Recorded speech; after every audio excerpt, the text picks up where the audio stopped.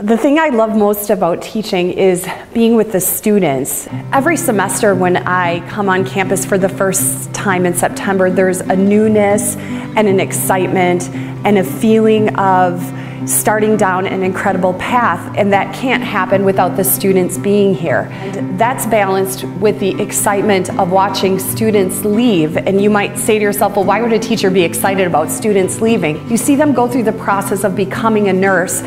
You get excited for commencement and the pinning ceremony. It's beyond cool to see families cheering their student on. It's so cool to walk them across the stage and to call their name out or hear their name be called and know that you're a part of their future, that I'm a part of the future of nursing.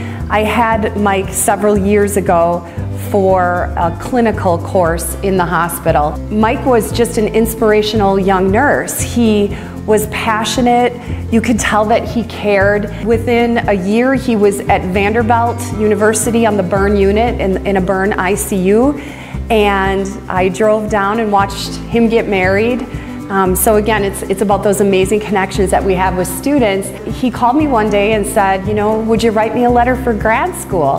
And I said, I would love to write a letter. Mike just graduated from school in December and passed his boards, and now he's a nurse anesthetist. Mike is one of 1,000 stories, but he really sticks out in my mind as somebody who really believed in himself.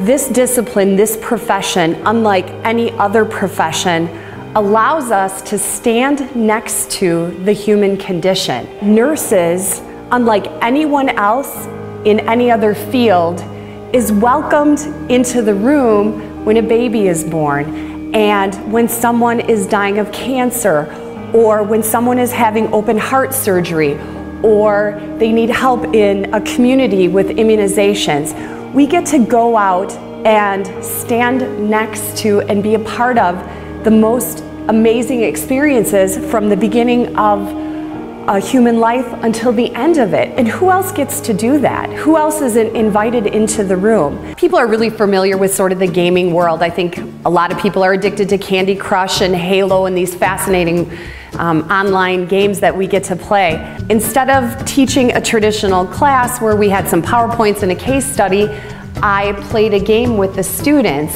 You think gaming and nursing, connect that. The challenge of the game was for them to save a patient, and it was a simulated patient, but save a patient who had overdosed on morphine. And as a result of that, I wrote up what I did gaming in the classroom, and that manuscript was accepted.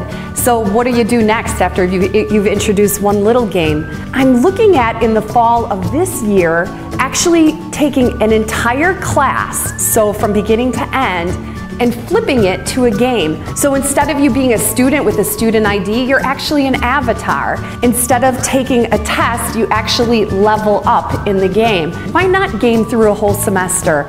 So I'm excited to introduce that, and I'll do a little study at the end of the semester to see how it goes. So gaming in the classroom, make it fun.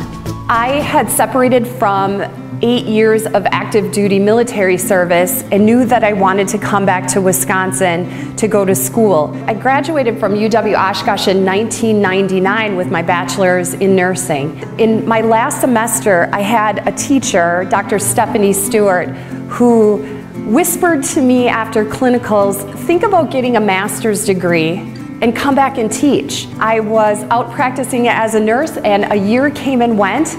And Dr. Stewart called me one day and she said, when are you going to get your master's degree? I decided on that day that I would go back, and 2 years later I was here teaching, and I had no sooner found my office in the College of Nursing, and Dr. Sharon Chappie said to me, Shelly, when are you going to go back and get your PhD? And I thought, I just finished my master's and I just finished my bachelor's, but I thought, a PhD, I think I can do that.